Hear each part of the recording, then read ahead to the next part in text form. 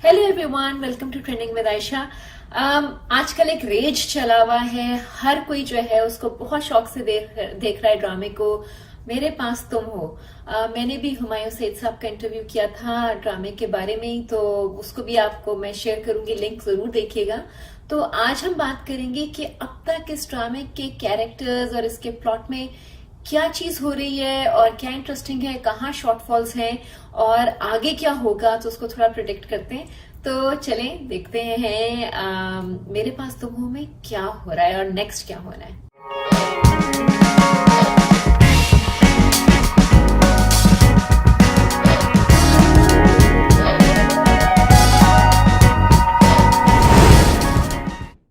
तो मेरे पास तुम हो किसकी कहानी है?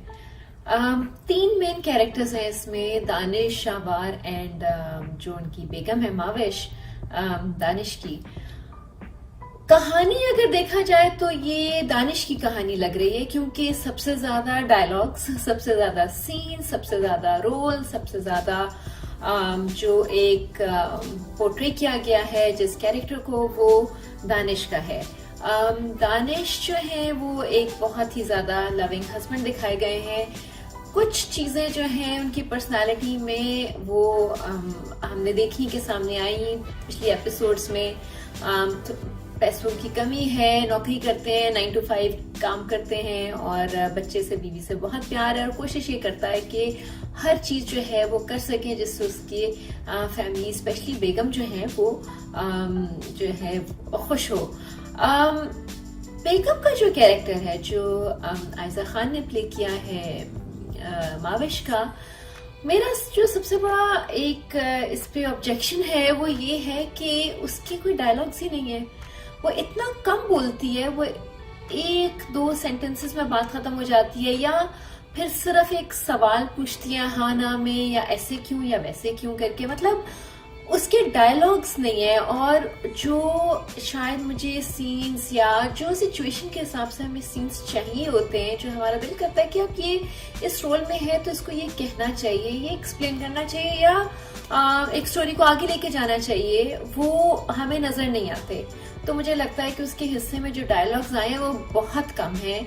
और इवन एक्सप्रेशंस भी कई जगह एक्सप्रेशनलेस है, जिसमें शायद उसको ज्यादा उसमें कुछ रिएक्ट करना चाहिए कुछ सिचुएशंस में, लेकिन हम देखते हैं कि एक बड़ा एक फ्लैट लाइन सी जा रही है उनकी पहली किस्त से लेकर अब तक की जितनी परफॉर्मेंस है उसमें। जहां तक शहवार की एक्टिंग और रोल का ताल्लुक है, एक बहुत बड़े टाइकून दिखाए हैं और जिनकी बेगम उनके साथ नहीं रहती और वो पता नहीं कहाँ रहती हैं, कनाडा में या यूएस में या कहीं पर वो हैं। उनका नाम हमें अभी तक नहीं पता, हमने उनकी तस्वीर नहीं देखी, हमें उनकी प्रेजेंस का अभी तक कोई क्लू नहीं दिया गया कि वो कौन है, कैसी हैं और कहाँ पर क्यों हैं। बीवी से बनती नहीं है, सिर्फ ये पता है, लेकिन वो पूरे साल में 4 दिन के लिए आती हैं और कंपनीज का पूरा जो है वो खाता देखकर और खुश होकर या नाराज होकर वो वापस चली जाती हैं। तो अभी तक हमें सिर्फ ये पता है। लोग जो है अपना गेस कर रहे हैं कि वो रोल किसको दिया गया होगा। पहले हम सोचते रहे शायद हेरा मानी वो रोल करेंगी, लेकिन अब ये पता चला कि नहीं, हेरा मानी तो एक और रोल में आ गई है, जो आपने देखा कि वो एक टीचर के रोल में।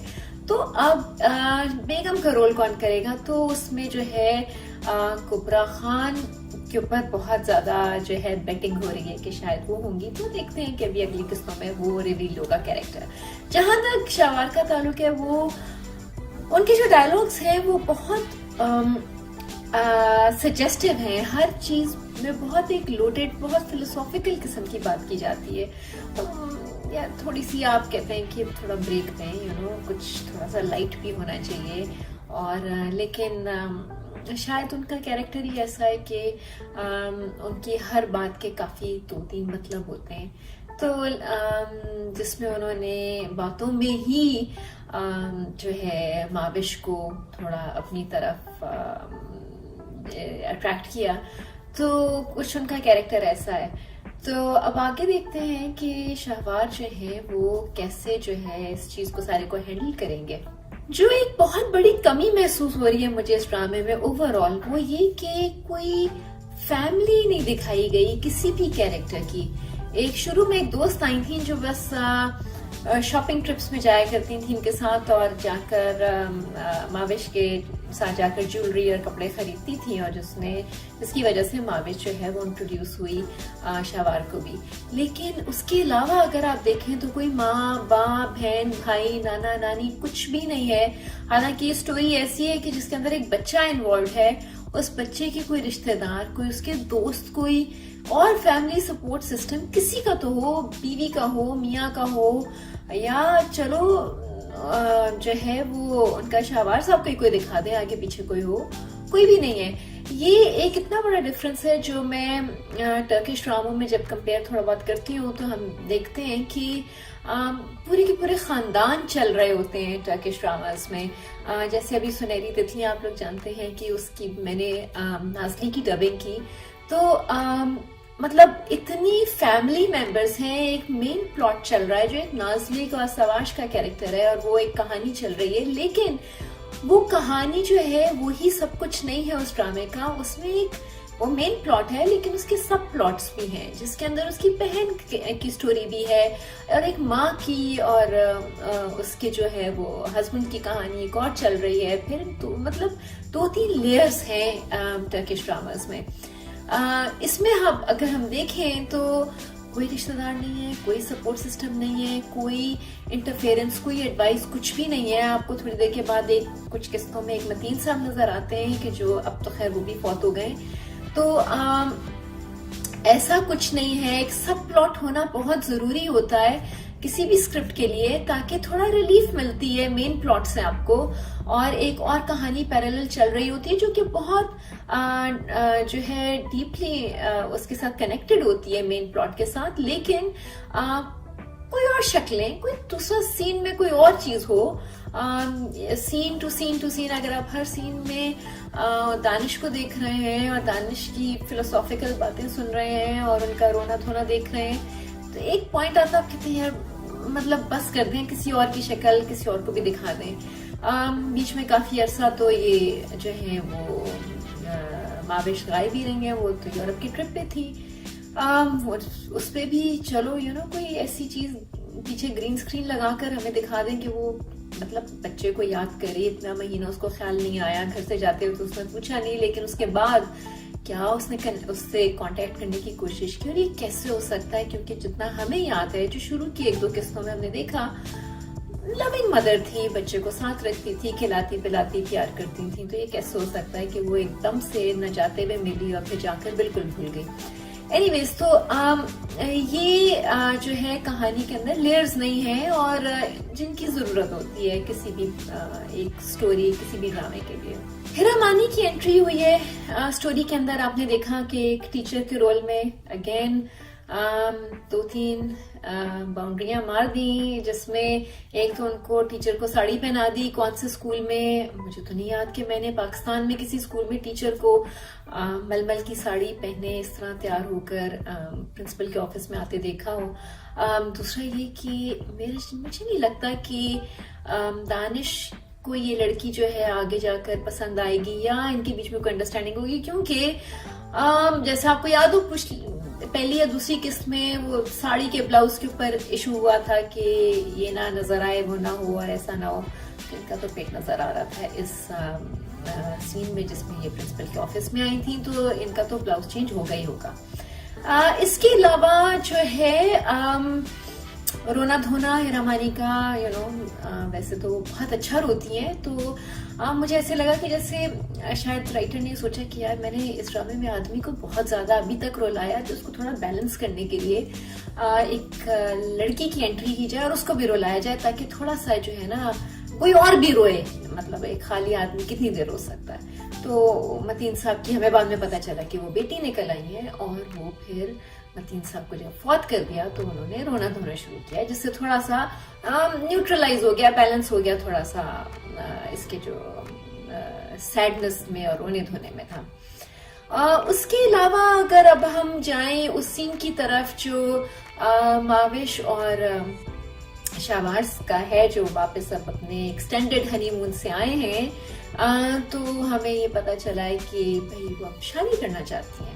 और अगर आपको वो सीन याद हो, एक स्टेयरकेस का सीन है जिसके अंदर शाहवार ऊपर खड़ा है और ये नीचे खड़ी है, और उसी से अगर आप जो देखें कि जो पावरफुल कैरेक्टर है जिसकी कंट्रोल में है सारी सिचुएशन, उसको वो कुछ स्टेप्स, अब आई डोंट नो कि डायरेक्टर साहब ने ये सोचकर इसको ऐसा शूट किया या फिर ये मेरी ऑब्जर्वेशन है, लेकिन इसके अंदर जो पावर की डिस्ट्रीब्यूशन है वो आपको साफ नजर आती है कि वो ऊपर खड़ा है शाहवार और ये नीचे, जैसे उसकी पोजीशन और उसकी जो उसके हाथ में जो कंट्रोल है उसी से पता चलता है कि वो कम है हर तरह से, अगर उसको कंपेयर किया जाए उस आदमी से जो उसको ये कह रहा है कि इस रिलेशनशिप को ऐसे ही चलने दें और इसमें शादी की जरूरत क्या है, और वो तो सब चीज को स्पॉइल कर देती है, और जितनी देर ये मतलब अगर ये ऐसे चल सकता है तो इसको ऐसे ही चलाना चाहिए,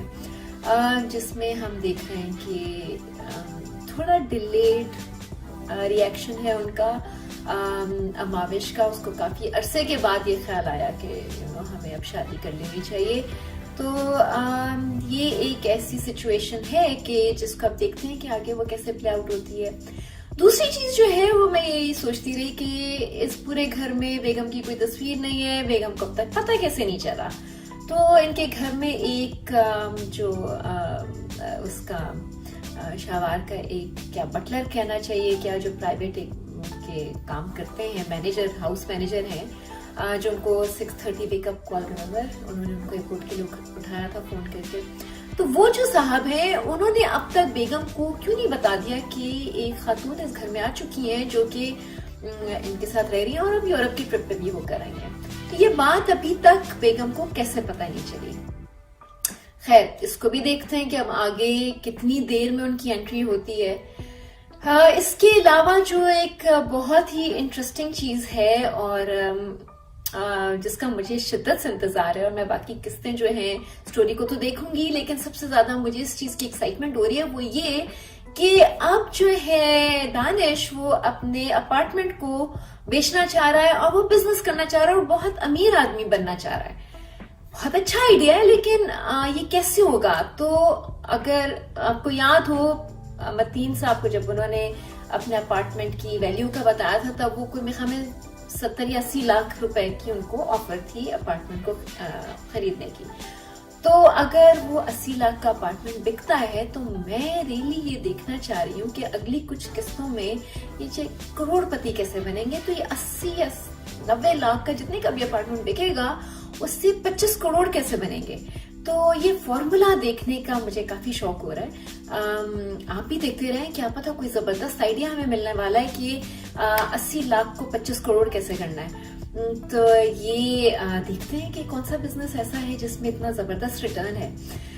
मजाक के अलावा अच्छा ड्रामा है, वेरी कैप्टिवेटिंग, कुछ तो है, बहुत कुछ है जिसने पूरी आवाम को हुक्ड करके रखा हुआ है, और हमें बेसब्री से नेक्स्ट एपिसोड्स का वेट हम कर रहे हैं और देखते हैं कि अब इस प्लॉट में क्या होने वाला है। तो मैं अब आपको नेक्स्ट किस्त के बाद अपना रिव्यू दूंगी। तो देखते रहें trending with Ayesha, and don't forget to subscribe to my channel, share it, like it, tell your friends about it, और प्लीज वो लिंक जरूर देखें जिसके अंदर मैंने हुमायूं सईद साहब को इंटरव्यू किया था इसी रोल के हवाले से। मैं उसको शेयर कर लूंगी, तो उसको प्लीज जरूर देखिएगा और प्लीज कमेंट करें, मुझे बताएं कि आपको क्या लगता है कि अब आगे क्या होने वाला है। फिर नेक्स्ट किस्त में हम उसके ऊपर बात करेंगे, प्रिडिक्ट करेंगे कि स्टोरी किधर को जा रही है। अपना ख्याल रखें। I'll see you next time.